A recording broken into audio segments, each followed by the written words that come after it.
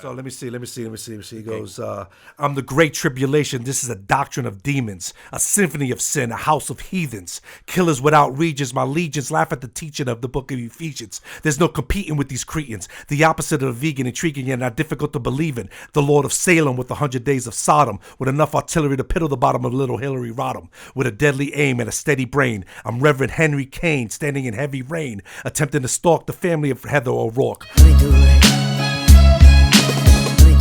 Yo, check it out. We're here, episode number 3. I got my main man's, was another partner in rhyme. Yes, I got sir. Spawn in the building, Spawn the Big Baptist. nasty, Spawn the Baptist, So baby. we're going to actually hear, this is my encyclopedia of hip-hop.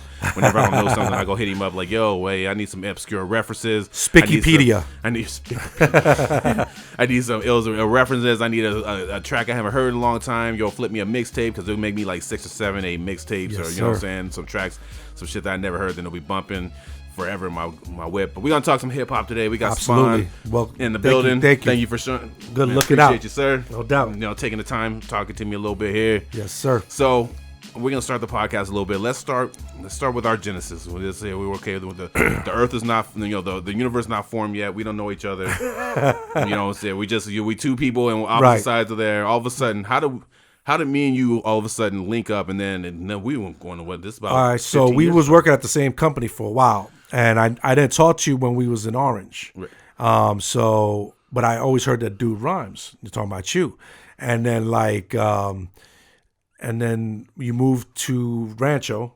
I was still in Orange for a few more years. We didn't move up there for Until a few right after, years yeah. later, yeah. And then I ended up sitting right in front of you, and that's where they fucked up. Yeah, Because all we was talking about was hip hop. we was really getting no work done. And, Yeah. and to keep it fair, they didn't know what they was quite doing anyway, because we was doing, this is when back in the day when there's like right before 2008, when like the economy was going crazy. So they didn't quite have a format then, so they didn't know what they're doing. So we just like, fuck it, since they don't know what they're doing, we're gonna just So talk we ain't about gonna do shit. But matter of fact, the first time we did chop it up was right before the Giants beat the Patriots, right? And everyone thought the Patriots were gonna slap the shit out of us. And You I guys was are like, undefeated, right? The No, Patriots Patriots were undefeated. The Patriots were, yeah. And so I go, nah, my Giants got it, yo, because we were this close to beating them a few games earlier, yada yada yada. You're like, nah. So the next day when the Giants won, I came over, right? I was like, yo, what happened to your Patriots? That ain't my team. That ain't my team. My team's the 49ers. We won more championships than anybody. Nice. I was like, why you mad at me about it, son? You blasted me. You were bullying me, son. Anti-bullying, man. Yeah, I was just, saying at the time, undefeated. Did you lose loot off that game? Oh no, I don't. Okay. Honestly, I think gambling's a fool sport. I don't the game is me put my money down, and that's the game. Yeah. You take it. Fuck that. That's a dumbass game. Fuck that. So anyway. So then we started chopping it up about the music thing, and what was that we both liked underground hip hop. We was not into this Mike Jones or whatever was hot at that time. Right. 2008, 2009, 2007. It was all trash. So a lot of these dudes I don't even remember that were hot at that time. That's so that true. just speaks in volumes on how disposable they are. Like Master Ace said, disposable arts. While the dudes that we was fucking with that we liked are still doing it. Jedi Mind Tricks, Right. Immortal Technique, Brother Ali's. Oh, you know what I'm saying? So sick. Yeah. So, so that was it. We started building. We started rhyming. Like we went to break and I was spitting there. I was like, this is what I got. Ba, ba, ba, ba. And then vice versa. Come back out there. Yeah, that's what I got. Whatever. Right. Yep. And then you told me about the studio that was like a few blocks up. We saved our studio name chips. was? I don't remember the I remember name the name of the studio, but it was dope. Yeah. We had the Puerto Rican yeah. engineer, and then the dude who ran the studio looked like Jay-Z stuck in the dryer for a while. He was like Jay-Z, but like short and tiny, and he just like Jay-Z. He talked just baby. He did. He did. Like, you know what I'm saying? Like he did that mannerism. Yeah, all that shit. Yeah, and so we knocked out the first joint, which is still one of my favorite songs I've ever done, was World Without End. And that one, we went back and forth, kind of like Sean Price and Rock from Helter Skelter. Right. At least in the last verse. Yeah. That was the first one we went back and forth. Yeah. You killed it on the opening. You killed it on the opening, and then I had the killer hook. Killed it on the second one, and then we went back and forth on the third joint. and it reminded me of a Helter Skelter joint. You know what I'm saying? And I dug that. World Without End. It's on your YouTube page. It is. Yeah. Yep. We probably could release that one. Probably put that on a compilation or something. Yeah, for Spawn sure. will never let me put any records out. So here's the thing. We got our own type of, we got the KayATick Styles records. We're putting out records. And so we've been trying to get this Dark Ages album out for the last like 20 years. And it's like the Detox. Me and Dre dropping on the same day, yo. Oh, they ain't never coming out then. No. So anyway, I'll be taking tracks from there and just be dropping them on. That's where you get the Black Ops and Yes, those. sir. Seance anytime y'all want. Okay, Seance. We're trying to clear that one. G13's been taking for that one bad. So. So that was it. And then ever since then, we were supposed to do a crew called Black Ops, but then it ended up morphing into Genghis Khan's. And after we did World Without End, we did Riddle of Steel. Riddle of Steel, where he burned me on that one. That ain't gonna happen no more. My sword's mad sharp right now. Yeah. No, I love that record too. And you came off on that shit.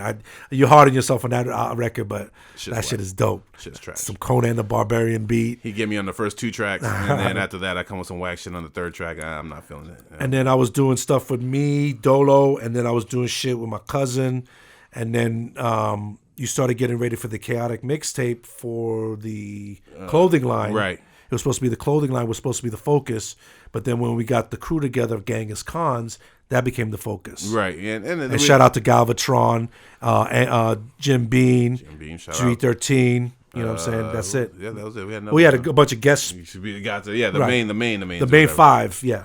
Especially Galvatron is the truth. Angry Jimmy, Jim Bean is the dopest. 13 is ridiculous. You know what I'm saying? Like, 5 totally different. What I liked about the Khans, it was 5 totally different MCs.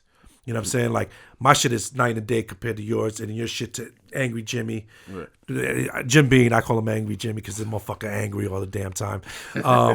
Saying 13 is totally unorthodox, and you got Galvatron that just kills it. You know what I'm super saying? Lyricist, man. Super Galvatron's lyricist, nice. yeah. I give Galvatron. He's super lyricist, especially Nebraska cracking. That's what I call him. Right, Nebraska cracking. Yeah, because he gets it cracking too. Yeah, I don't want to open that or whatever, and he come out there, it's gonna be all game over. Yeah. So that's where it is. And then, you know what I'm saying, I took a break for the last few years, and you're doing your thing with the Curse of the Bars. He took a break for a long time. He's still breaking. I'm old now, you know what I mean? Yeah. So, hey, what happens is on our records, I always try to get a Spawn feature, so we always put Spawn on one of the, so we did the Curse of the Bars. Right. We got a Spawn feature. I think I'm on 2 or 1? I think only 1. You're on I don't remember. But I did the stick up, but we never put that one out. No, that one's still whatever. And that one's probably gonna catch me some heat. I'm probably got a lot of backfire coming from the stick up. And then we so this last album, I have The Death of the Middleman, which is my solo album, which you go check it out. Comes out November 13th. I don't know if this is gonna be out by that time, but if it is, go check it. Yeah. It's called Death of the Middleman, but I put him on 2 tracks. We have the Black Ops, which was actually supposed to be for the Dark Ages album, but we haven't dropped the Dark Ages, so I stole it. And then we put Armageddon, which was my kind of my end of the world track or whatever, and I actually had to censor him because he's trying to get me hemmed up by the Secret Service. I had to take some words. I said some shit on Trump, but like I if you think about it, people have said worse. I just said it in rhyming form. Yeah. So we'll put that in his solo album. Actually, you know what I'm saying? But no, so I always try to keep him in there. And we had a project called The Black Earth, and we're trying to get this rolling here. Right, but, absolutely. We're gonna get this rolling. We're gonna get a Spawn, at least one Spawn album out. Yes. All right, so we're gonna talk a little about hip hop. So you grew up in New York, right? About the time when hip hop is kind of brewing, it's kind of bubbling. Yep. Give me your experiences on watching kind of hip hop build. Well, so my earliest memories, of course, is like probably yours, was the Sugar Hill Gang, and then it morphed into Melly Mel and the Furious Five, right. Grandmaster Flash, and then after that, also just in New York at that time, everyone's breakdancing. Right. Breakdancing is just taking over the fucking world. Hip hop is taking over the fucking world, at least in my world, because Beat Street, breaking, you know what I'm saying? This one obscure movie we talked about it before, Mario Van Peebles, called Rapping, right? Where he's rapping hood. Garbage movie. I wish someone could find that and put it out on Blu-ray because I'll probably buy it regardless. Right, but just everything was hip hop. Rapping Rodney and the rapping Duke. You know what I'm saying? Like all this shit. But then once it changed for me, like we had moved out and we lived in like the New England area, but like in where I was at in Connecticut, we still got New York stations. So it was just like sucking it all in. Right. And this is when the shit started changing with the James Brown samples. You got the KRS ones. You got I remember the song that made me want to do this hip hop shit was my melody. Okay. And so I'm in the back seat. My parents are driving, and every time we would come to New York, they would put on the hip hop for me. And then so they would put on the hip hop for me, and then like all of a sudden they put on it was whatever song was before it, and then after that they put on my melody. I mean, they didn't put it on, but it was just on. It was on my melody, and it was like the doo doo doo doo doo doo doo, right, and then like I'm just blown away because it sounds distorted. Right. So I'm thinking something's wrong or what's going on. The beat is ridiculous, and then the rhyme that changed my life, which it changed everyone's life, was I take 7 MCs, put them in a line, get 7 more brothers who think they can rhyme, and then I'll take 7 more before I go for mine. That's 21 MCs that are at the same time. So at that time, I'm learning multiplication. I'm like in the 3rd grade and shit. So that was like the most prolific, mind-blowing verse ever to me. Is that, you know, he did multiplication in a rhyme. In his rhyme scheme on the top of that. You know, and so that's what changed it for me. And then after that, it was just everything was about the Beastie Boys' License to Ill album. Just rocked my world. We did we had to do a live exposition on Paul Revere. So you know me and my dude, we rhymed it over his little Casio. That's what's up. And I was doing the beatbox and I was rhyming and I got a B+. This motherfucker, all he did was rhyme and he got an A. I'm like, why he got an A? I'm beatboxing and rhyming. I got the B+. You know the MC's gonna get the shine. Come on, exactly. You know what I'm saying? The MC get a little bit more shine. He looked more like a Beastie Boy than I did. Right. So I believe it like that. Okay, so we got the era of hip hop is kicking in. So my area, we're in the West Coast here. We're still getting East Coast hip hop, but I gotta kind of stay up mad late. I gotta watch like Pump It Up at like 2 a.m. because they're probably playing it like I don't know when they're playing it, but it was like 2 a.m. I gotta wait up. And I gotta actually watch it. I gotta, we're getting tapes coming back. Like I said, getting the Furious 5. We're getting these little tapes coming from New York, but we got family coming back. Bringing it. So that's kind of my experience of hip hop. A little bit more West Coast hip hop too. King T. We're listening to a little bit more. King T. I just met him a few months ago. Word. Yeah, that's what's up. Yeah. We're listening to Ice-T. That's another one that was kind of we were brewing up trying to listen to the West Coast style. Right. We weren't breaking so much, more popping, more locking. I think out here. But I was very interested into like the breaking. I thought that was illicit. Right. What do you think? I guess hip hop then. Let's rewind it. We're hip hop then. 87, 88, the golden era. Kind of, right into getting that golden era age. What do you think about that compared to where it is now, as far as elements not being involved, or maybe they are involved, or what do you think about how is the unity kind of then, but now it's... Well, that part, by 87, 88, the breaking aspect's gone. Right, okay. But the graffiti's still there, but you can't make money off of it. Right. The MCing is coming to a forefront where the game is changing, where it's no longer just background noise. You're getting like some real spitters, right, and some real pro black shit. Poor Righteous Teachers, Chuck D, Public Enemy. You know what I'm saying? And it's like self-aware, making you self-aware of who you are. You know what I'm saying? Element, that knowledge element that they used to have. Yeah. Which is missing. Jungle Brothers. So, and not only that, the game's been elevated due to rock hip. Right. So right now it went completely backwards. It's like Benjamin Button. Hip hop right now is like Benjamin Button, like 87, 88. It looks like an old man. Grown. Yeah. Yeah, it's grown folk music. Adult intellect, lyrics. Right. And right now it's humming baby talk. You know what I'm saying? So it's like Benjamin Buttons, if you think about it. Hip hop is the more it ages, the less lyrical it gets and the less substance comes out. You know what I'm saying? I got you. When it should be the other way around. Right now, we should be at an apex lyrically. Yeah, we should be way detailed, more knowledge. We should be talking about the stuff that Rakim was talking about in 88, 89. The stuff that KRS-One was talking about. Right. Instead, we humming and Gucci Gang, and it just not even rhyming about nothing. Yeah. Well, you know what I'm saying? I mean, we talking baby talk. I do like some of the new music. I think it's a little bit melodic. I think maybe that's where maybe hip hop kind of made it split, because I see the new age music is a little bit more singy, a little more melodic, whatever. Where back in the days you would, you could be melodic, but you was, you were coming with us, whatever. Like it was more. I don't really care about how my voice sounds to the beat or how it melts into the beat, but more what I'm saying, whatever. So I do like some of the new music. It's good dance. I've performed with a lot of new artists. So shout out to you guys. We got in the club lit. Doing everything. And shout out for you guys giving me love too. Like, oh, that reminds me back of the old days and whatever. Right, like when we did that show at the what's that place that we did? Cha-Cha Lounge. Yeah, where they were shout out to the Cha-Cha Lounge. Yeah, shout out to the Cha-Cha Lounge. But everyone was coming up like, this is the shit I grew up on. Right, and I find myself when I tour, when we go around, me and my cousin, we go out there touring. A lot of times when we get off stage. And I don't know if it's because we're really like rhyming. We don't do any like voiceovers. Like our track doesn't play in the background. Me and my cousin rhyme. It's just the track, but our vocals are not in it. You know what I'm saying? So I don't know if it's maybe because we're really like giving off energy or whatever. But every time we get done with a show, somebody comes, oh yo, gave me that old feeling, or they gave me kind of a move, or it made me feel a certain type of way. Right. And I'm like, okay, I dig that about that. And that's the best. That's when hip hop's at its best, is when it brings something out of you. Right. You know what I'm saying? And it makes you think. You know what I'm saying? Like the first time you hear the Black Hour of Chaos, Steel and the Black, you know what I'm saying? You know what I'm talking. And like you're like, damn. You know what I'm saying? Like you really like you're taking it in. Or the first time, for example, Nature of the Threat, Roscos. I know I'm jumping a little bit to like 96. Excuse me. So that rhyme, that song is so deep and it has so many layers, and so it's a history lesson in 7 minutes. And you're not gonna go to a club and dance to a history lesson. Right. I get it, but at the same time, I want substance. I could go to McDonald's and eat whatever the fuck you put in front of me, but I'd rather go to a steak place and have a real meal. Yeah, I got you. And that's the difference of lyricists opposed to what's happening now. And I don't want to be that old dude that's just waving his fist at clouds and saying, in my day we rhymed.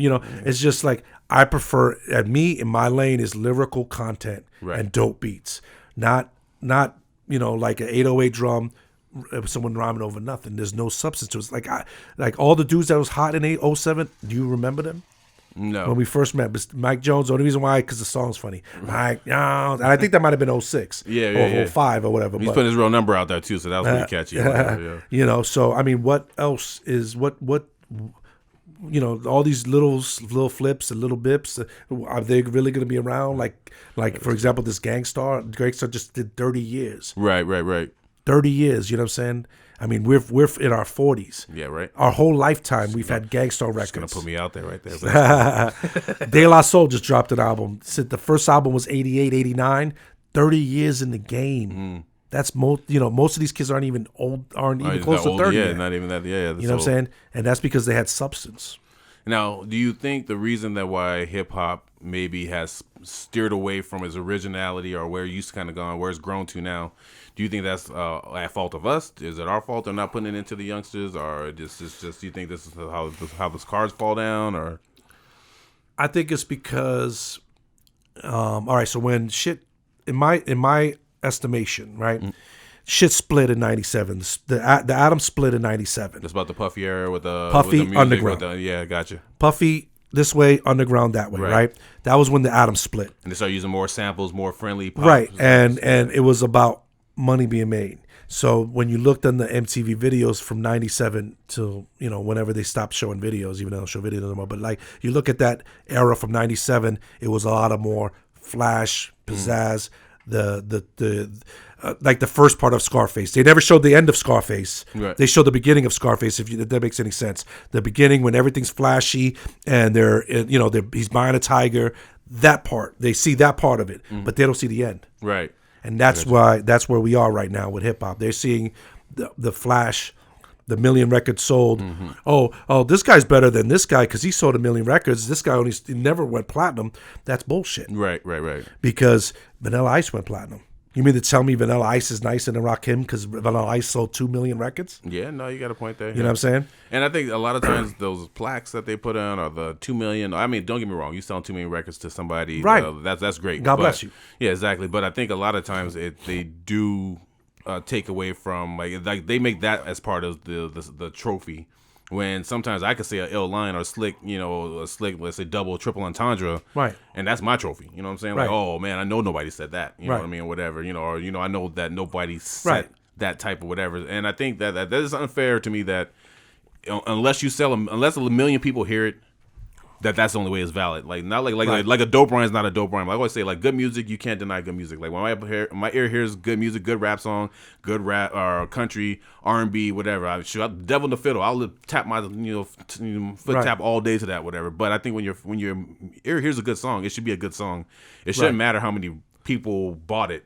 Absolutely. To make it a good song. And a lot of times that comes with a lot of budget. A lot of times you have $1 million budget for a record album, they give you $1 million budget or $500,000 budget on advertising to get it out there or whatever. So a lot of times those million platinums, whatever, that is strategically set up so they can sell more records or whatever. It's, Right. it's kind of a game, I guess. Not a game, but Right. You know, it's and you got to feed your family. Of course. You know what I'm saying? You got to feed your family. So, money is always a factor. right. But the thing is, the integrity and soul, like OC said it best. He says, well, damn, I just went blank. But he says, I'd rather be broke than have a whole lot of respect. It's the principle of it. Right, you know what I'm saying? That's what it is. To me, it's always been that.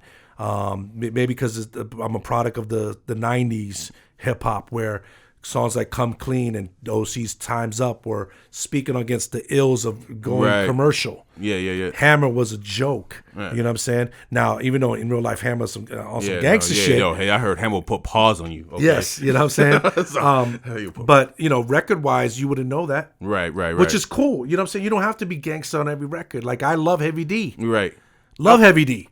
Like he never talked about killing nobody on a record. Like but the thing fact is, you that- felt the authenticity Of him. the Hevster. You know what I'm saying? He was authentic on who he was. You know what I'm saying? And he was the first one, in my opinion, to have that perfect blend of radio cut, street cut. Yeah. That's You true. Can't See What I Can't See. Yeah, It was a yeah, hard yeah. record. And then he had, I Got Nothing But Love For You. Right. You know? So Heavy was, and Heavy Blueprint was stolen by Biggie. Yeah. Okay. And then Jay-Z perfected it. You know what I'm saying? And that's where it was. You got the one commercial joint that's going to be your hot album. Right. Then you got the shit for the streets, 1,000,001, Right. And then you got the, the Hard Knock Life or whatever. You know? The And then international eventually the street joint ended up fading, and it's all the commercial joints. So I got I guess a deeper question for you on that. Now you said you got to make money to feed your family, or whatever. Right. And originally hip hop comes up. It's basically urban was what they call it, but it's Right. an urban culture type of deal. Right. So all the street kids, all the neighborhood kids are Right. doing it. We're into it. Big record labels come around. Right. They hear some hot songs, whatever. I think I can't think Rapper's Street? Delight. No, Oh, yeah. Rapper's Delight comes around. Remember? Right. So they say they come around. Somebody's in record labels driving around the neighborhood, finds three guys. Yeah, Hey, can I'm you gonna guys rap? can you guys rap? yeah. They, apparently, I don't know. The guys don't come after me, but apparently, guys use some people's lines in the No, he neighborhood. did. It's a document. saying, He stole, yeah. was it Busy Bees? Or he stole somebody's verse. That Yeah. second verse is Big Bang Hank. Right. Okay. Was it Big Bang Hank's a tall dude, right? Yeah, the tall one in the back. So I the look at the smaller video. dude, I'm thinking the video right now. the So. smaller dude stole Busy Bee whole verse. Okay, so that's what I'm saying. So originally, now we're street kids. I grew up mad poor, whatever. I'm not, Right. whatever. Record label comes around, offers some cash. Do you think we sold hip hop out too fast? Like, do you think we should have kept, like, say there's all these people that own, say you make pizza, let's say you make shirts, let's say you whatever, your culture does Right. something. You hold it in till you kind of perfect it, Right. and then you sell it. Did we sell it? I mean, because we're so That's a great hungry. Already, question. did we already sell it too fast? Is that what happened? Great Did we question. Lose it? It's hard to say. I mean, because it was so hot. Curtis Blow at the time, you know what I mean? He was like a god to us. Right. Okay. You know what I mean? So, man, it's a good question. I think that we could have kept it a little longer, but maybe do it like they do on the West Coast, where they're selling it out the trunk like Right, Too right, Short. a little more I wish they independent. would have done a little bit more of that in hindsight. Always 20/20 hindsight, but because it was gone before you knew it. Yeah, Fat Boys were incredible. That first album by after Crush Groove, and then the Fat Boys are back. They went super commercial. Right. That's super. Had a commercial. movie. I love the Fat Boys. Oh yeah. No. You know what I'm saying? But they got super commercial. Kid and Play they were a nice dance crew, and then next thing you know, they have comic books and a cartoon. Right. You know what I'm saying? And then and we're chastising them for it originally. Right. But then now, if you don't have those things in 2019, Yeah, you're not in nowhere. yeah, you're nobody. So it's a double-edged sword, unfortunately. It's just but that's an excellent question, and I would I think we could have held on to it a little longer. My general thoughts is that we could have probably. I always think that with hip hop, we probably, if we would have never gave it up to the majors or to these record companies, right? Because you figure this. Here's my theory on it, and conspiracy theory or type. We're making records, we're making music. We don't have anything. We don't know anything about publishing. We don't know anything about songwriting. We don't know anything about whatever. So we end up selling to these major corporations, give us $50,000, $100,000. The long term losses of that, because they take your publishing, they're going to take all your big money. Yep. And the fact that we're just street kids. We're out there. Okay. They didn't finish high school sometimes and shit. It's sad. It was. We got definitely taken advantage of for sure. I think if we'd have kept it in our culture, we could have made the graffiti artists be able to get paid. We could have made the DJ get paid a little bit more. We could have made the b-boys get paid a little bit more. We could have actually controlled a little bit more instead of the MC is the moneymaker. Everybody falls to the side now. Right. And that's the sad part, because they all are vital. They're all part of the whole structure. You know what I'm saying? Once they stop making money off the dances, like with breaking and beat streets, then that's the lyricists were it. They never really got money off DJs. Right. But now they, nowadays they press the button Yeah. and they play a fucking record and look at the, oops, sorry. Oh, sorry. Yeah. And they're like, look at the screen and this is me playing music. You know what I'm saying? It's like ridiculous. Sorry about that. It's not the same. DJs were never ever profitable. Oh yeah, okay. DJ, that's right. DJ's not. So that was never like there was never Juice touched on it, and like I know a lot of friends of mine that are DJs that wouldn't be DJs if it wasn't for Juice. Right. You know what I'm saying? So that was an aspect of it, but then as far as corporations go, they were never able to, unless they produced, they were never able to eat off DJs. Yeah, you got to get the day job on there. Right, you have to be a radio DJ, stuff like that. So there was never ever like a mainstream appeal to that, unfortunately. And then the b-boy, we talked about b-boy and graffiti, touched on Beat Street, but once after, you can't get, you could squeeze as much. You're right, you're not going to get that. So the MC's part that's where it becomes a business. Yeah, I got you. And music, and it becomes that type of deal. And they got taken for a lot of their business in the beginning. Yeah, because they didn't know what they was doing. Right. Even like Russell and them kind of did them motherfuckers dirty. Yeah. You know what I mean? Easy and Jerry Heller did motherfuckers dirty. It's just you're trusting somebody to take good care of you, take your interests, and then it doesn't work like that. What I've heard that what happens is sometimes when you go into the record music or the business, somebody's gonna jerk you. Right. So by the time you learn what's going to happen, you get an artist. So you jerk that artist because they jerk you. Like it's like instead of teaching the artist the game, instead of like, I'm gonna put you on game. This is what you want to keep your publishing. You want to keep your songwriting. You know what I'm saying? I'm not saying all you publishing now. There are no artists out there. And when they say keep the publishing, you got to be kind of whatever, because you got to give up something to make somebody work with you. Right. You know what I'm saying? I give you 30, and the thing is like it's show business, is not show friends. Yeah. It's so true. some people look at it like that. I've even like if you saw that Wu-Tang documentary of S.P.A.W.N D, I did. I mean that one scene is like around the time it was Wu-Tang Forever album. Yeah, they're arguing over loot. Like right. Like Even parents, even Divine was out there talking about I'm out here doing like they're like your parents fighting over the bills. They were that coming at each other that hard. Right. You know what I'm saying? And so I mean that's just part of the game. You know what I'm saying? Sometimes you got to be an asshole, unfortunately. True. Yeah, that makes sense. But because everybody looks at Dame Dash as like the kind of the asshole. Well, look at Jay. Whatever. He had to be the most cutthroat, and he beat them all. Right. So that's why he should have had the show Ultimate Hustle, because he ended up having the Ultimate Hustle. Yeah. So I mean, but that's just the business aspect, and that's what I feel that this generation looks at as a success, opposed to Razkaz's nature of the artistic aspect. Right. Rakim's Casualty of War. You know what I'm saying? Naughty by Nature, Guard Your Grill, where he's like, I put 2 and 2 together. Like when he just breaking down words. Yeah. Eminem, you know what I'm saying? Like, even that, where Eminem's just like, people look at Eminem as the funny motherfucker, and then he went a million times platinum, and that's why they look at him as the greatest, but there's more aspects to that. You know what I'm saying? He's more deeper than that, stands and, shit like that, where he really gets deep. Yeah, he's breaking down kind of, Eminem's lyrics. And that's the fun part about it, too. You know what I'm saying? Like the competitiveness in my eyes. Like when me and you on a track, I hear your shit, I'm like, nah, I gotta come with harder shit. You know what I'm saying? And vice versa. It's the competitiveness. We don't hate each other. It's pro wrestling. You know what I'm saying? Exactly. Like, I want to be I want to outperform you. So, you know what I'm saying? And vice versa. There's this thing where me and my cousin write the Birth of a Legacy. That's our first album me and my cousin do together. And I remember I wrote 10, 15 joints or whatever. So my cousin comes over the first time. He's like, yo, man, I got these joints. Let me run a 16 off for you. Says some of the most mind-blowing shit I ever heard. Whatever. I'm looking at my paper like, Right. like, You know what I'm this is saying? not going to work. You know what I'm saying? Right. I literally had to rewrite a whole album. We go to the studio is- the next day. I literally had to rewrite the whole album because I was going to be the whack nigga on the fucking track. Like, Right. I'm going to be the whack dude. And another thing is that it's like so easy to come out with shit nowadays, and it's like back in the day it would be a process, and it was a double-edged sword because it took a lot of our favorite artists so long to come out with second follow-up albums Right. or third albums, and it would be a detriment, and their lane would have already closed. Right. Because hip-hop was so fast evolving.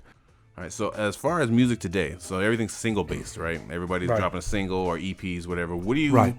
think about not having the full project kind of fall into the wayside? I think that's a mistake, and that's why a lot of these artists, again, disposable. Because, I mean, we knew Biz's personality because of based off the full album. We knew Slick Rick's personality based on the full album. This Gangstar album that just came out, they just put it out. I listened to it from start to finish. Right. When was the last time anyone's done that with a record? Yeah, no, it's been a while. You know what I'm saying? So, these artists, and that's what makes you grow with them and support them. Because, like Outkast, you know what I'm saying? Like, imagine if they just had one single. You wouldn't get to know the artist. Because what you're doing, like KRS-One said, you're selling your image. The albums get sold at dollar stores months later. Right, you know what I'm saying? right. But your image and who you are and what you stand for as an artist is immortal. Right, You know what I'm makes saying? sense. So KRS-One and all these guys, you know what they stood for, you know what they were about. They're like the whole alias thing. There's a few Emcees that rhyme with their own name: Keith Murray, Kanye West, Eric Sermon. But like the whole myth, like the nickname thing and Ghostface. These guys, it's almost like they're like heroes to us. Like growing up, these motherfuckers were like heroes to us. Big Right. Daddy Kane and Cool G Rap, they were mythical. Right, yeah. You know what I'm saying? It's like, I don't know. I can't put my mind into a young kid. I can't ask him if they look at whoever the same. If they look at Drake the same, where it's like a mythical figure, like Rakim. Like when I hear stories about Rakim in the 80s where he had his book of rhymes in a Ziploc bag, opened the Ziploc bag, took the book of rhymes out and dropped whatever bars it was. You know what I'm saying? It's these, we look at them like that, like, heroes. And like, I don't know if they have that mythology for them. Maybe they're too, with the Twitter, everyone's too obtainable and Right. easy to get to. When before, like, I heard Rakim rhyme a million times, but like, just, he's going to be on Real MTV Raps. What does he sound like? Right. You know what I'm saying? What does he sound like? I never really heard him talk. Slick Rick, like, it's just the mysteries there is gone. Yeah, because you got to, in order to be an artist, I think you got to really put a lot of energy and a lot of other stuff. I don't even think it's about the music half the time. I think more or less Marketing. it's about the antics, I guess that makes Right. sense. The more you can do, the more I can get more love on, the more I can flip down the street or do Right. cartwheels down the freeway, whatever it is, to get more Right. light and get more attention to the project. Then it gets in there. Right, it's a double-edged sword, and that's why, like I was saying earlier, like it's so easy to put music out, and music was evolving so quick. That's what it was. Right, yeah, okay. It was evolving. Hip hop was evolving so quick, and so what it was that if you waited a year too long to drop something, your time was gone. Right. You know what I'm saying? Like, a lot of good artists, Diggable Planets. I thought they were going to be around for a minute, forever. I thought the they were jazz gonna, mixing. Yeah, I thought we'd hear from them, years from now, and they would have like a plethora of music when they just dropped 2 classics. Yeah, and then what was it? Yeah, you know what I'm saying? Their lane was closed, and that was it. You know what I'm saying? That's a shame because they were brilliant. You know what I'm saying? Those beats, I listened to both Diggable Planet albums, and they're still indelible to this day, my dude. Yeah. Oh, no doubt. You know what I'm saying? They last. Those beats are sick, and even his style, the style was so of flow. Fresh. Yeah. Yeah. The girl, I can't remember her name off the head of it. So I mean, it's like you have that certain amount of time, that certain lane. Now, had they been dropping shit like they do nowadays, would they still be around? Who knows? Right. I wonder how hard it is to drop something as consistent. I know a lot of, maybe the young artists who in the comments will say something, but how to drop something consistent, because it took me 2 years to write my album. All right, I got 12 joints on my album. It took me 2 years to write or whatever. And I see people drop albums way faster than that. Right. And I'm just wondering, Like, how does the fan take that, or how does because I put a lot of time into putting Right. a lot of it takes me a little bit to put something Right. together. But if you just I don't know, I don't know the names of the songs, but how does the fan absorb that? All right, so I'm gonna look like this. All right, so J Rid of Damager dropped the Sunrises in the East '94. Took 2 years for Wrath of the Math come out, and you could see the elevation. Right. The elevation's got to be there, and the thing is he put everything into that record. I don't know why he didn't do the numbers or whatever it was. Hip hop was evolving again, but the time and the effort and the elevation is there. Now, if the elevation's not there, then it's like, what's the point? Right. There's a group called the Cellar Dwellers. I was big on the fucking Cellar Dwellers, boy. And so they came out with an album, and like, let's see, dropped in '96. Their follow-up album came out. It was supposed to come out in '98, came out in '99, but there was no elevation of skills. Oh, okay, same style. Yeah, and it seemed like it was recorded a week after. Now, had they dropped it, and I think it was a lot of political backstage bullshit while the album didn't come out right away. Had it came out in '97, '98, it would have been a smash. Right. Because it's a good album, but there was no era growth. passed it. Yeah. So had they came out with an actual album in 2000, maybe the rhyme patterns and the lyrics would have been. Because Ugg came out with something, the main dude from Cellar Dwellers, came up with something a few years back, and he was spitting. Yeah. You know what I'm saying? So there was probably growth, but we missed it. We didn't get it because of the political shit. Nowadays, you could just drop shit. So I don't know. It's just the time. The technology is there, but the quality's not there. Right. No, that makes a lot of sense, actually. And that's to be honest, we were talking about dropping records or the growth. For the longest time, even when I first started rhyming, I ain't like rhyming. I ain't like my rhymes. Like, I would get on the whole track and hear somebody but like, yo, that's still hear my voice going like, man, whatever. You know what I'm saying? Whatever. But Dr. Dre's the same way. He don't like to hear his voice. He don't like the way he rhymes. But I think the last with the Genghis Khan's starting, it was the first time I could listen to like 3 or 4 songs. I'm like, oh, I kind of dig this. And then we did the Curse of the Bars, which I could listen to that whole thing, and that's me and my cousin together. Right. I listened to that the whole thing, all back and forth. And then my new album right now that I'm dropping right now, this first time, like I said, but the growth for me to actually, years of rhyming where people are like, oh, yo, that's dope, to finally like the last 5 years going like, oh, I kind of absolutely like this now. Like I'm I'm liking my style though. Right. So actually, okay, my bad. Go ahead. No. I was agreeing with you. I'm totally agreeing because, if you don't have growth, there's no point.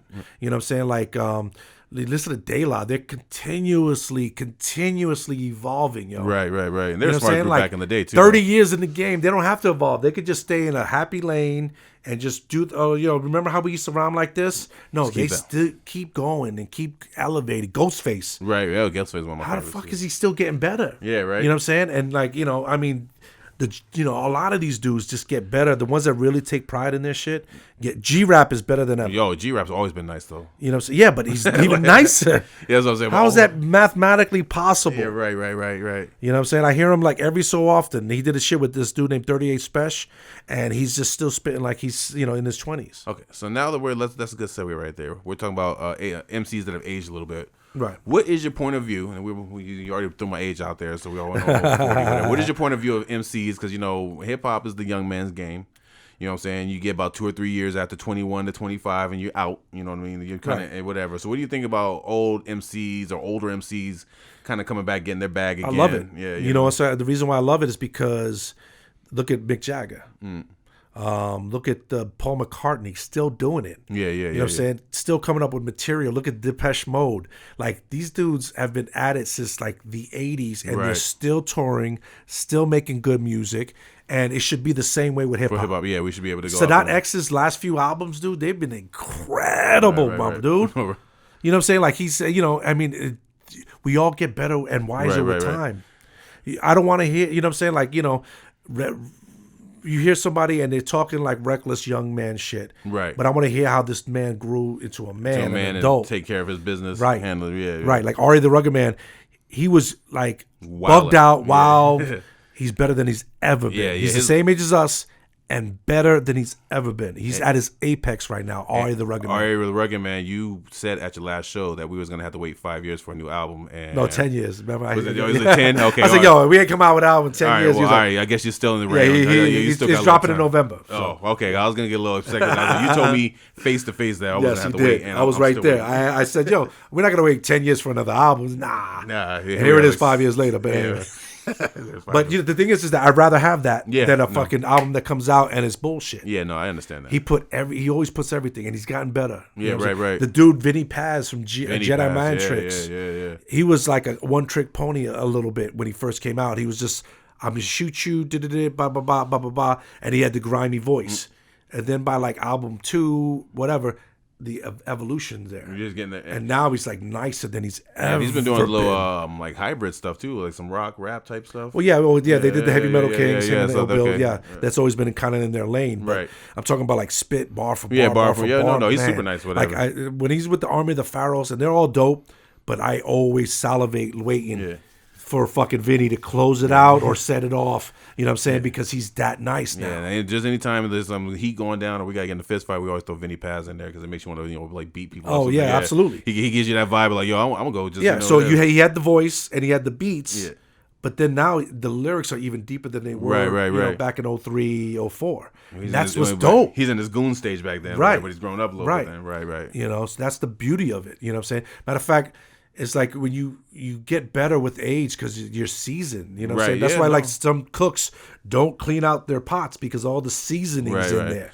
KRS-One, when I saw KRS-One live in January, February, whatever, with MC such and such in Sin City, dude, it was incredible. If one of the speakers is a little blown out, but like just a live performance. Yeah, I heard to see KRS-One where it was like, dude, it was just incredible. Like I just wished.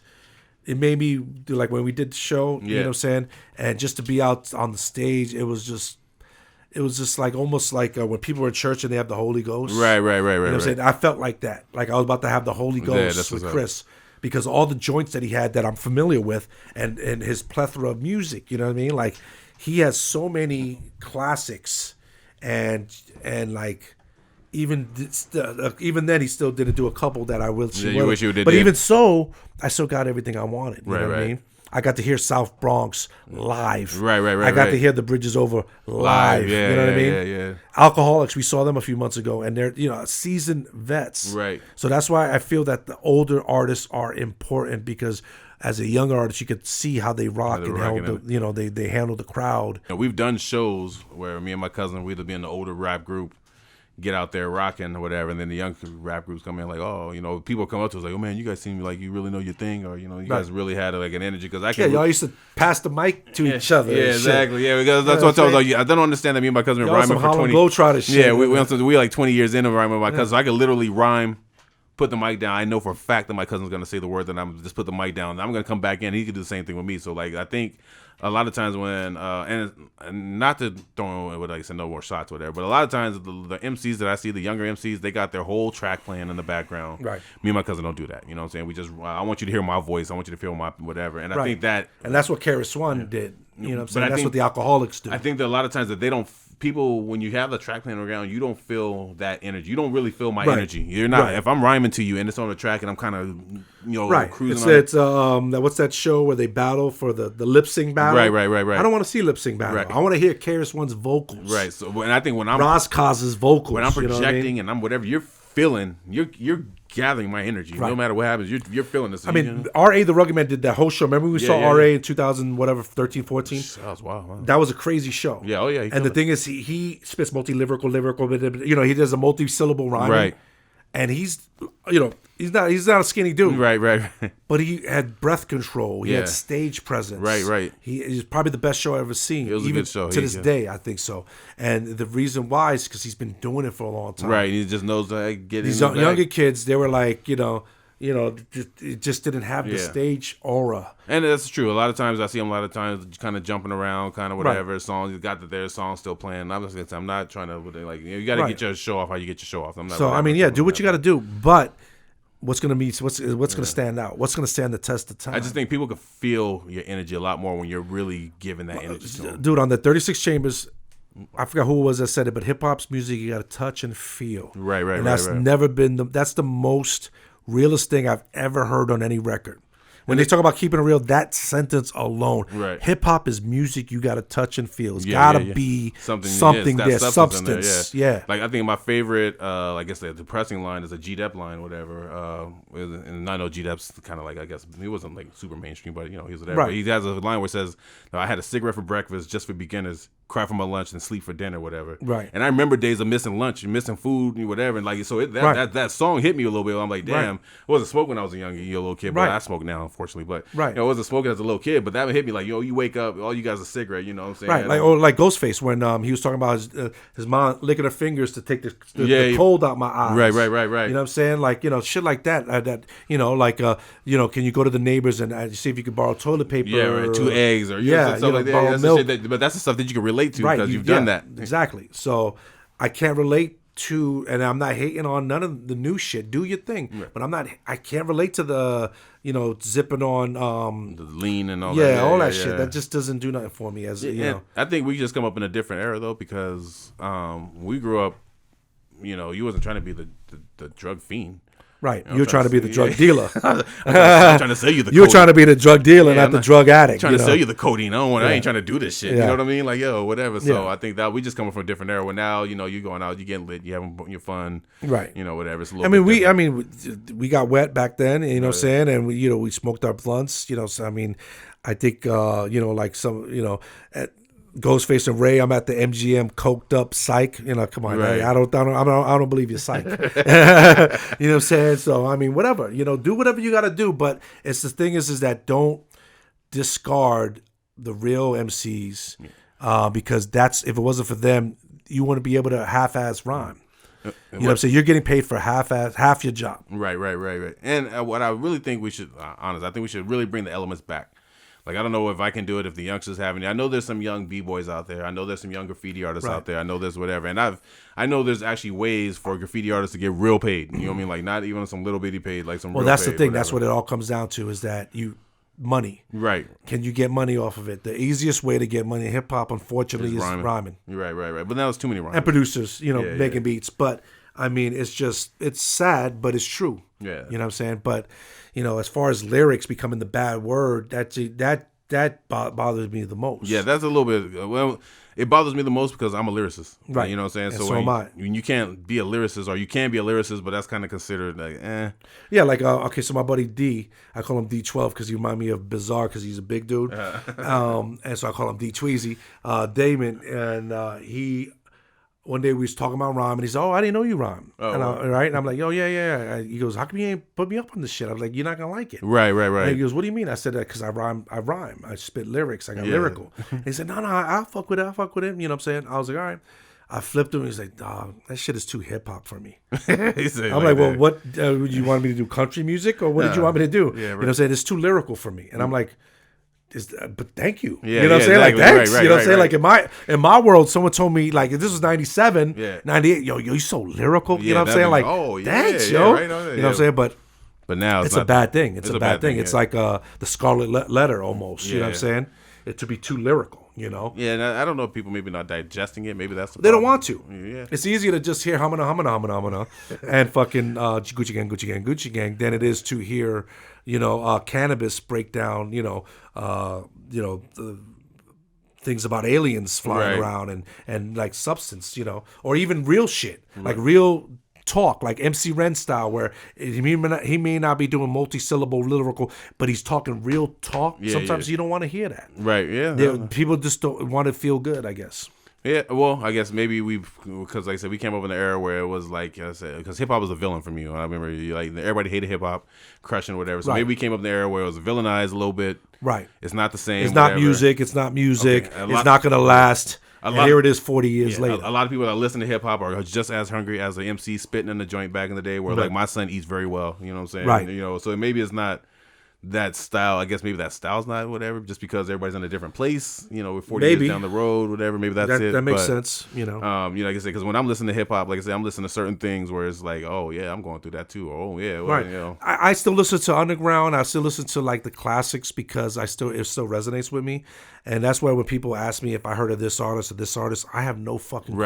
Right. Who are you? Who is it? And then you gotta hear it. I'm like, are you gonna waste my time? Yeah. I don't like whack shit. I like, you know, and they play it for me. I'm like, oh god, like, this is whatever. garbage. You know I know, what I'm saying? yeah. Like, why waste my time? Like people that, you know, like J. Cole, I think he's dope. J. Cole's dope. I like Kendrick Lamar, incredible. Yeah, Kendrick You Lamar's got a dope. Pulitzer Prize or whatever Yeah, it was. no. You know what I'm saying? Like, I'll appreciate lyrics. Yeah. You know, and if you're spitting something, and I'll want to listen. Right. You know what I'm saying? So I don't hate on it. If you young and you could rhyme, I'll listen to you every day of the week. just You know, gotta be- Joey Badass. You Joey know what I Badass mean? dope. You know, I'll listen to you. But if you're gonna talk, you know, baby talk, I got no time for Yeah, it. they can't do it. You know, yeah. So that's just how my take on it. You know, I don't hate the young generation at all. Right. No, You know what not I'm saying? at all, I right. want the young generation to prosper and take what take what we. Ooh, I'm sorry. you good. Take what we started and like drop every few weeks if you Right, can. right, You know what I'm right, saying? right. Like I love the fact that they're able to drop. Yeah. You know, every week. You know, or oh, I got a new mixtape. You know, and you just dropped one 3 months ago. Yeah, I You know kind what of I'm saying? like that, and I kind of don't. I don't know. And I agree, but you know what I'm saying. But I'm just saying, the that they have the ability, ability, the they have the opportunity. ability, and if they wanted to, they can. And the only reason I don't like that they could drop every week is because sometimes there's too much music out here, man. And I'm not the whatever. Some of that new shit be trash, man. Some people be putting out records that should be straight trash. Like, Right, yo, but I don't even know if it exists because it don't exist in my world. That's you know what I only mean? because I be listening to whatever, and I Right. be like, yo, this is okay. I'm gonna check it out. But like, I mostly lately my new shit is the only new MCs that I've been whatever are the ones that I met personally. So ones that I go on shows with, Right. whatever. So you like them on a personal level. No, like there's my youngster. He's on my album, the Armageddon track, Jam Young. Right. He's like one of my favorite just MCs in period. Like I go to Spotify and just play his shit just because he's on that. Oh yeah, I'm feeling this, whatever. But, Right. You know, there's a few people like I said that just I've done shows with them, so when I see them perform live, I'm like, oh. Yeah, okay, whatever. I'll go back. Let me get your contact or whatever. Right. I'll actually go follow you on Spotify, just Right. whatever. But then Jam Young is more of a boom bap rapper though, Right, so right, right. he kind of gets that. He kind of Right. I That's that- your lane. Yeah, Yeah. exactly. So and then he's got a song called Boom Trap, whatever. It's like a trap boom bap song. But That's dope. It's dope. You know what I'm saying? Yeah. I'm like, okay, so he's kind of got the new age. He's got the new age. He's got the Right. boom bap. So And that's cool. I mean, the name of the game is hip hop.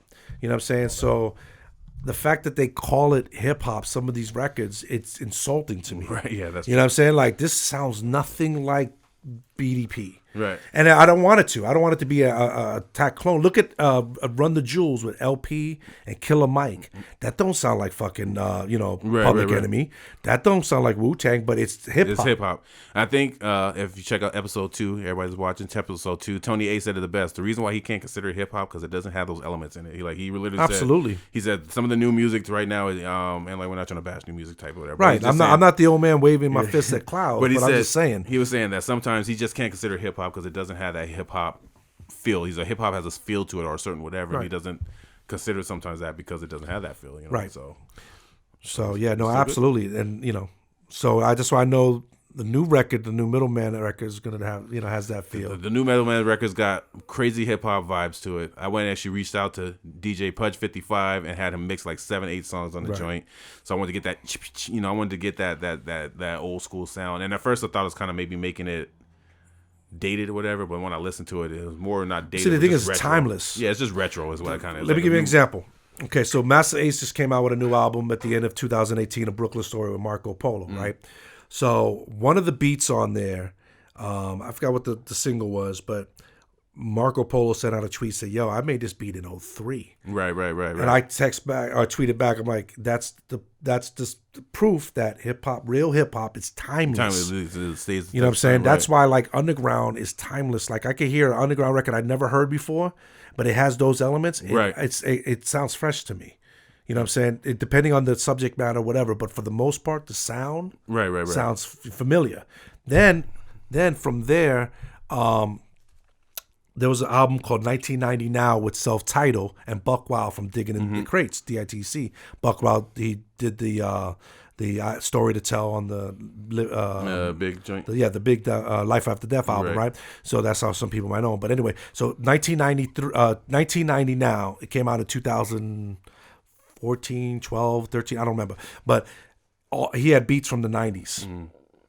Why the fuck did it sound better than anything else? Right now. You know what I'm saying? Because the beats were so incredible. That sound is timeless. You know what I'm saying? It's a timeless sound. It doesn't sound 90s to me. Right. It sounds like forever. It sounds infinity. You know? You put more time back in the beats. Shout out to the beat makers because I don't like doing that at all. But shout out to and I guess you put more time in the beats. And you know what I've been noticing? Me and Mike behind the cameras over here. We've been doing videos, but the videos we've been doing are all been 10 plus years old, or people that are coming back revisiting their catalog, like, oh, you know what, I want to do this song that I recorded way back. But like you're saying, technology has kind of caught up with us now, so you can maybe get that old song that you did back in the days. And quality is timeless, dude. That's what it is. That's why, like, you know, you listen to, like you said, a Smokey Robinson record. You know what I'm saying? You never listened to Smokey Robinson when you were 20, 30. Right. Now, you know, whatever it is, you put it on, you're like, God damn, there's some good shit. Yeah. You know what I'm saying? Like, there's a group called Switch, and then the main dude was one of the El DeBarge dudes, and I didn't listen to them in the 90s. Right. I didn't even know about them. I knew El DeBarge. Right, of course. So I found the Switch, and one of my favorite R&B groups. That was Switch. Wow. You know what I'm saying? But it came out in 70-something, and here it is. 40 years later, 30 years later, I'm feeling it. Yeah. Because it's quality. Yeah, that's true. You know what I'm saying? And you put everything into it. I who knows? Maybe these Humana Emcees, the mumble mouth rappers, the mumble rap, whatever. Maybe that's they put their heart and soul to it. If they do, God bless them. But it's not resonating with me personally as a listener.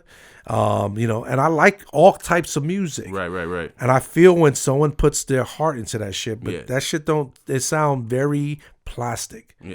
And I always tell people, like, good music won't be denied by my ears, like, or anybody's ears. I think when you hear a good song, because you and your cousin dabbed in listening to metal, right? Well, yeah, no, I listen to metal all the time. Like, right, I've been to Korn concerts. I've seen Rob Zombie live. Right. I've seen the best concert I've ever seen. I hate to say it, was Metallica. Right. The best concert I've ever seen. Hip hop. Right. Anything. Hands down, just the best concert. I've never seen 90,000 people just going crazy. Like, that's bananas to me. So I mean, you know what I'm saying. So it doesn't matter, but you felt the beef. Oh yeah. You know what I'm saying. You felt you felt it. So that's my biggest takeaway, is that the new shit I don't feel at all. You know what I'm saying? Which is a shame, because I see the young kids going crazy for it. I want to feel good. I want to wild out too. Right. You know what I'm saying? But you know, it's just not there. You know, so that's what I take on it. But like, to treat the lyric, you know, I'll come at anything with open ears. I want to enjoy all music, so I'll listen to anything to try to give it a chance. And but if it's garbage, I got to speak on it. Don't call me a hater, though. Yeah. I'm just speaking my personal, you know, how I feel about it. So, is there any artists new that you do mess with, or any, like, besides the J. Cole's and the Kendrick? That's pretty much it. That's pretty much it. Accent Bronson. I think he's excellent. I love the way he picks his beats. Right. Joey Bad. But as far as trap shit, nah. I don't really fuck with anybody. You know what I'm saying? Right. You know, I just stay in my wheelhouse. I don't want to waste money on something that I think is gonna be garbage. Yeah, because he actually buys records. I still buy shit. Yeah, right. So actually, down. I like physical media still. I still buy DVDs, Blu-rays. I like to hold it. I like to, you know, the artist put tangible, time into it. Get a touch tangible. You know, I like to read what they did on it. That's just me, you know. I'm mad about the liner notes. Like, I'm real mad that they took liner notes out. That was my favorite part of the record. I know, especially with hip hop. Like, that's the one thing we should have kept. We should have kept liner notes. Especially when I'm like, when I don't know who rhymed on a record, and then I start looking for them afterwards. Right. You know what I'm saying? I start looking for that name and shit like that, and that's my favorite part. You know what I'm saying? So, or the sample they used, and that's the shit that I like. How they built the track. Yeah, I'm kind of mad the liner notes are no longer whatever. But, you know, it happens, I guess. So, as far as the new shit, nah, I don't fuck with none of the new dudes. You know what I'm saying? Here and there. If someone really recommends it and they think I'll deal, you know. Actually, I'm lying. Benny the Butcher. Oh, Benny the Butcher's nice. West Side Gun. What's his name? West Side Gunner or something like West Side Guns. Those cats from Buffalo, they're dope. Yeah. They're really dope. And I really dig them, you know what I'm saying? But that's about it, you know what I'm saying? I don't fuck with no one else. What do you think about the female invasion that's happening right now? Women are taking over hip-hop at the moment. I mean, it comes and goes, because for a while, 96, it was supposed to be the year of Little Kim and Foxy, and there was, you know, and then that, both their albums were successful, but they faded away. Right. You know what I'm saying? And I'm good with it. You know, I'm not like a chick hater when it comes to writing. You know what I'm saying? Like I love Raw Digga, MC Light. I met her in person. You know what I'm saying? Seen her in person. She's rhymed like she's sound on record. Oh, word. That's so to me, she's one of the greatest MCs, not female MCs, Just greatest period. MCs. Period. Yeah. So that shit don't mean nothing to me. If you write your own rhymes and you're a female, God bless you. Yeah. What do you think about MCs that get help from writing rhymes though? So I think that you're disqualified. you're disqualified just making records then, huh? Yeah, I mean, like Biz Markie didn't write his own rhymes. Right. Kane wrote them, and so I don't consider Biz Markie one of the greatest MCs of all times. I consider one of the greatest entertainers of all times. Right. Eazy-E, same thing. Yeah. One of the greatest personalities of hip hop of all times. Eazy-E and Biz. Dougie, I think Dougie wrote his own rhymes, but you know, like I'm cool if you're not if you don't write your own rhymes, you know, and you admit it, fine. Right. You know what I'm saying? And, you know, as long as you're not trying to pull the wool over no one's eyes or claim that you're one of the greatest.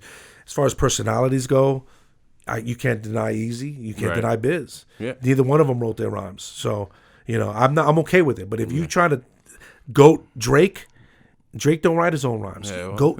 Drake can never be goat. Yeah, He don't write his own rhymes. Yeah. You're disqualified. He gonna come Period. back to you, man. But I don't know. You know, I don't know if Drake want that smoke. You might want to. I don't give a fuck. You know what I mean? I say on the like you know, like some comedians. Same thing with comedians. Some comedians don't write their own jokes, so they have a team of them. They're great, and they're great at delivering the jokes. They're great at all that shit. But you can't be the top comedian. they're not Richard Pryor. Yeah. Even though Richard Pryor, I heard that. What's his name? Wrote his Paul Mooney. Yeah, Paul Mooney. Yeah, Paul Mooney wrote a lot of his stuff. So too. I don't know. It just depends. You know, but as far as I'm concerned, you write your own shit, you get a higher pass from me. Okay, I like that because I write my own shit. Just letting you guys know. Oh yeah, absolutely. I write my own shit. I write everything. Every bar you heard from me. I think the only thing that's ever changed from is gun to caliber, and that was my cousin's. Like, yo, instead of saying What was your hottest verse? My hottest verse. Because I wrote that shit. I was like, I don't know. All of them are hot. I don't know if you can compare. I was Nah. I don't know. Oh, my bad. I keep kicking everything. Let's see. What's my last question? Or my next question here. Okay, let's see. I'll chop all the fat out. Okay, yeah. We still good on the time? Yeah. You know what I should have been doing is just, since we have multiples going, just stopping it right at 30. Oh, yeah. We should have been doing that. Oh, yeah, I got you. Yeah, So we're good. Okay, sorry. All right. Okay, so About an hour, though. Okay, I'll get ready to close it. Yeah, we'll wrap it up here pretty soon. I'll give him another question or two. We'll see what's up on Drake there. don't write none of his shit? No, he does write. Well, some. he writes some, but like but he's had help on certain. Well, a lot of rumor shit. that they say he's had help on. I don't know. You know, I guess a lot of his shit he got help on. That's what they. That's the rumor around there. So they say he can't be the GOAT because that's a lot of the argument that he can't be the GOAT because he has people writing for him. But he says that. I guess he's saying that he's helped those people. They weren't writing for him. He was giving them a job so they can get put on. And it doesn't mean he's not talented. He's talented, but I mean, if you don't write all your shit, you can't be GOAT to me. You can't be GOAT status. That makes a lot of sense. I mean, because I only agree because I wrote all my rhymes. I just read Rakim's book. I wish I would have brought it so you could borrow it. Oh, that'd be dope. It's an amazing book. The Rakim book is just like a lot of it is his lyrics. He has lyrics in the book. Okay. And I'm just looking at his rhyme patterns, and I'm like, how I feel like I'm super lyrical. I've been told I'm too lyrical. Right. And I have multi-syllable, blah, blah, blah, blah, blah. You know what I'm saying? I like to write rhymes. Right. But like the way his shit is structured, dude, I'm like on some Mickey Mouse shit. Yeah, the way he puts it together. Yeah. You know what I'm saying? Ra is on a whole different level than a lot of cats, and he's just brilliant. And the thing is that he is the offspring of like jazz musician. I think his mom was a jazz musician, and the father had dabbed in music as well. He probably knows how to read music and all that. Yeah, and the way he does it, it's like the way he breaks down. He says, I'm like a saxophone guy, and I put like certain notes. The way he breaks down his rhyme pattern is just like out of this world. Right. You know what I'm saying? So Ra, and then when I've seen Eminem rhymes pattern, and I'm like looking at M's shit, I'm like, fuck, you're a genius. Yeah. Some of the stuff I can't stand you. You're so Chino Excel, another genius. I love Chino. And he didn't get a lot of shine that he should have. Right. I thought Chino was very underrated in hip hop. Oh, absolutely. Yeah, super. Absolutely, he's super underrated. Just to rewind it back, my bad. Eminem, I like Eminem, not more album, but I like him more when he's spitting, freestyle. Right. His albums, I'm not a big fan of his albums. Okay, yeah. Since Marshall Mathers 2000, I think that was the last really good Eminem album. The second one, right? Okay, yeah. Yeah, I heard they were dog shit. I heard they were dog shit. I haven't. Well, I Right. stopped listening at the Eminem show because I had literally when I bought the Eminem show, I had literally picked it up. I was like, if I hear one more song about Kim or his mom, I'm done. Right. Put the shit in, and he's Kim, yelling on mom. Kim. And I was like, that's it. I'm not buying another one of these fucking records. Right. You know what I'm saying? Because I've already heard this 4 times. Right. And nothing personal. You know, M can rhyme. Don't get me wrong. he's M one of the gets his greatest shit off. ever. Whatever. Greatest you know what I'm ever. saying? But I don't want to hear that shit 4 Yeah. times in a row. I know you and Kim don't get along. I know Right. you wouldn't. I Fuck got that it. bitch You know at this what I'm point. saying? I hate her Yeah, too. yeah. You know what I'm saying? You making me hate your bitch at this point. But I don't want to hear that shit no more. Yo, I don't want to hear you talk about it. I don't want to hear you drag her through the fuck. I don't want to hear that. I already heard the first 2 were shot. Oh shit, that's crazy. Yeah. He's talking about his baby moms. Yeah. Album 3, 4. Yeah.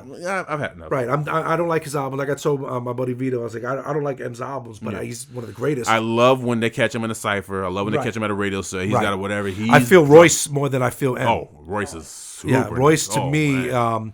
I relate with him more. Right, right. You know, like this outlook on life is a little bit more obtainable to me. My upbringing, I feel more Royce than M. I never went through shit that M went through, pill popping and all that. It's just not for me. Yeah. And even Royce's new song, not the cocaine one, the one he did, Caterpillar. Oh, there's my one God. In the California. Both of them came off on that shit. Whatever. retardedly, dude. But there's a point even when Royce is talking Hard about as like hell. you trying to be you trying to be number 1 on the rock and mics. I'm trying to be number 1 in my son and daughter's life. Like that shit. Yeah. Because I tell you about it all the time. Like I rhyme, but like I rhyme because I'm so just got like rhyme, but like I like how my son sees me working. You know, Right. sees me getting whatever. My daughter's going to check Following that out. your dream. Yeah, or and I post a lot of stuff on Facebook, Instagram, YouTube, all that good stuff. But it's mostly me rhyming with me doing the process, and I like doing that just so my kids can see it, whatever. Right. So when he says that rhyme, you trying to sit there and be, get a platinum record, whatever. I'm just trying to, shine in front of my kids. I felt that shit. Like, I'm really am trying to shine in front of my kids. Right. That's my biggest fans. Even though I know my son doesn't listen to rap, he does listen a little bit, but my son is. He don't really listen to rap. He's on some other shit, whatever. He likes to listen to new stuff. No, he don't listen to rap at all. My son really is like he don't really be listening to it. My son listens to the classic shit. Okay. Classic hip hop, and he loves like 80s pop, R&B, New Edition, Nice. Michael Jackson. Yeah, my son loves more Michael Jackson. Yeah, and then I've been Prince, flipping I think who him else? Wu-Tang mix CDs, and he just goes crazy for it. He loves the Wu. Oh, word. Yeah, he loves the Wu. Like he loves the whole. He loves Bruce Lee and martial arts. Okay. So the fact that they sample it and shit like Right, that, right, that's right. his wheelhouse. Yeah. And then like he watched the show on Hulu. I haven't seen that one yet. I only checked out the documentary. Oh, it's an amazing documentary. I thought it was kind of messed up, RZA. How RZA left the homeboy to like whatever the whole clan is like. What's the homeboy? Silver Rings or what's Silver Rings or whatever. Silver Rings. So they're all like, "Yo, man, you made this record. You know what I'm saying? This is whatever." You got RZA in the cut like. RZA's like. He's just mad quiet, whatever. They just blazing him, whatever. Just the whole like all 8 members just blazing him, and just RZA just sitting there mad chill, like, yo, man. I was like you could have left my man to kind of like hang out Let's here. edit this. Yeah, I know. You know what I'm saying? Edit that out, RZA. Poor guy. Because they're showing him they're in the movie theater. They're showing him in the movie theater, and everybody's going. But at least but your family, you could do that though. That's true. But I just thought it was crazy because they just blazing him. They're like, yo, man, he's out there just taking out. We getting him rings on the strength or whatever. And he comes out with this project, and it's like kind of like a collab project between both of them. But you just was like, get your shit off. Yeah. Like that. So like with me, like that's what I'm saying. Like I that's the shit I love about it, to see the little rhyme patterns, like the Rakim book and like when my favorite part of the Source, which I'm aging myself on the Source. No, not Unsigned Hype, the rhyme of the month. Oh, okay, yeah. And so you would just see how they would put their shit together. Right. It's like Redman and like shout out Prodigy. my MC Redman. Redman is the best. Prodigy from Mobb Deep and Rozcos before anyone even knew who Rozcos was. Right. Remember he did that Street Fighter soundtrack, and he had this incredible verse, and it's like you're looking at it, you're like, oh my fucking God. Right. How did you get? How do you come up with that type? of whatever? You know what I'm saying. That's the best part to me. I like when someone fucks my head up lyrically. Right. Where it's like, damn, I wish I said that shit. Right. I wish I thought of it first. So that's the part that I love about it is, and I don't think this generation looks at it like that. Right. And, more of a bag. Right. It's just like more of the beat feel, the feel of it, the party aspect of it, when it's way more deeper than that. This could be such a powerful tool. Oh yeah. Especially nowadays. It was such a imagine Public Enemy in their infancy at that, back in the day. Right. So, turn off on it. Sorry, no, I turned off on its own. Oh, gotcha. Imagine Public Enemy in Donald Trump's America. Right, yeah. You know what I'm saying? Imagine that. Yeah. Imagine X-Clan in Donald Trump's America. Yeah, no. You know what I mean? Like, those were such powerful tools against the Reaganomics. Mm-hmm. You know what I'm saying? And George Bush Sr.'s America, such powerful tools, which I felt caused change. Yeah, I guess. You know, they took what the civil rights movement went and Kind of Black extended Panthers it on, yeah. and took it to another level, but musically. And music connects soul, so Right. you know what I'm saying? People get more vibe to it. You know what I'm saying? Like, you know, I mean, he had the whitest kids in the world with their hat backwards. Yeah, well, that's what So, you know what I'm saying? Like, Kara says it, whatever, yeah. you know what I'm saying? He said, what Yeah. goes around comes around, I figure, Right. you know what I'm saying? Now we got white kids calling themselves. Yeah, you know, so Kara's puts it out there, you know what I mean? So it was just crazy how it connected so much, and then now that it's garbage, we're at a split more than ever. I think what hip hop is missing the most, and you know, and I don't think it's the split. I just think that when we was coming up, you had your gangster rap, you had your conscious rap, you had your party rap, Right. You had your, you know, there's like 5 or 6 different rap genres you can kind of land in, and now everything is just like, okay, well, right, you got to be here. And let me tell you that I think that's where it also got fucked up. Oh, word, okay. I think that's where the splinter. I think that's where it was when it got splintered off. Where this is party rap, this is gangster rap. But the fact that they try to put NWA in that lane and they try to put Public Enemy in that lane gotcha. instead of just calling it all hip hop, which it is to me, which it is to you. Right. But the media try to splinter everything off horrorcore, jazzmatazz. Yeah. When everything was combined, it was 100% hip hop. It was powerful, Voltron. Right. You know what I'm saying? And when it got splintered off, that's when things can get beat. Yeah, weakened. Yeah, you got weakened or whatever. Well, that divide and conquer type shit. It kind of brings us back to maybe we sold it off too quick. Maybe There we you got go. whatever, you know what I'm saying? We didn't have a chance to really nurture the hip hop to where we need to. Because I think Right. hip hop could feed a whole bunch of people way better than it's feeding whatever. Right. Could have fed a whole culture, but maybe we just, you know, sold it off a little too quick. Right. We got to bring it back. So all my hip hoppers, you know what I'm saying? Let's come back in. My B-boys, come fuck with us at KayATick. You see our B-boy pictures, you know, our videos, see our graffiti videos, you know what I'm saying? We're trying to bring those that good feeling back to hip hop, you know. We're going to let Spawn get out of here, you know what I'm saying? right. I don't want his wife to hate me because, you know, whatever. I kept him too long, you know what I mean? So we want to appreciate you, man, for coming through. This is my brother from another mother and a father, but this is my brother for sure. Absolutely, thank you. And I want you guys to hit up his Twitter.